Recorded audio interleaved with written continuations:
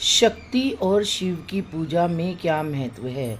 शिव के साथ हमें शक्ति की भी पूजा करनी चाहिए, क्योंकि शिव के बिना शक्ति अधूरी है और शक्ति के बिना शिव अधूरा है। जब हम जलाभिषेक करते हैं, भगवान के शिवार्चन करते हैं, तो हमारे तो शक्ति भगवान के शक्ति के चारों तरफ शिवलिंग होता है।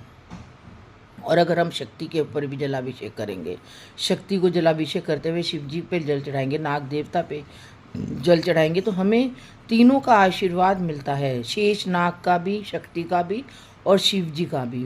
ब्रह्मा विष्णु महेश, तो तीनों एक ही शिवलिंग में समाये हुए हैं। ब्रह्मा विष्णु महेश एक ही हैं। अब जागेश्वर धाम में जो महामृत्युंजय मंदिर है, उसमें कहते हैं कि ब्रह्मा विष्णु महेश एक ही है।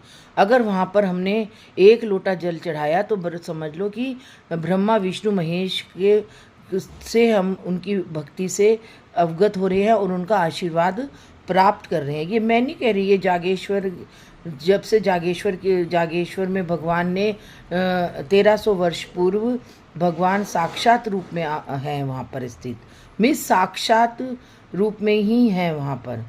जैसे कि चारों तरफ भोलेनाथ ही भोलेनाथ है, पत्तों पे भी, पेड़ों पे भी अर्धनारीश्वर का वृक्ष है वहाँ पर।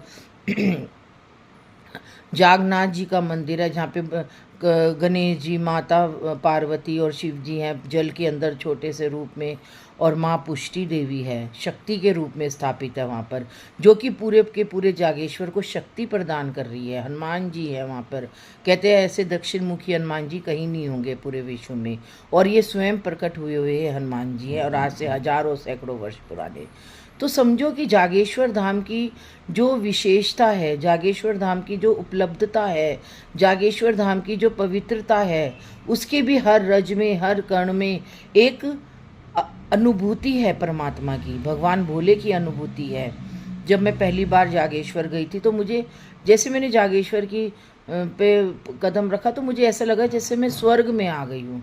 ये 30-35 साल पहले की बात बता रही हूँ, क्योंकि जब उस समय जागेश्वर में ना भीड़ हुआ करती थी, और ना कोई होटल था, ना कोई कुछ था, बस एक मंदिर ही था, वो भी प्राचीन अवस्था में, सुंदर सा। उसमें लकड़ी का गेट था, जैसे कत्यूरी राजाओं के ज़माने का था।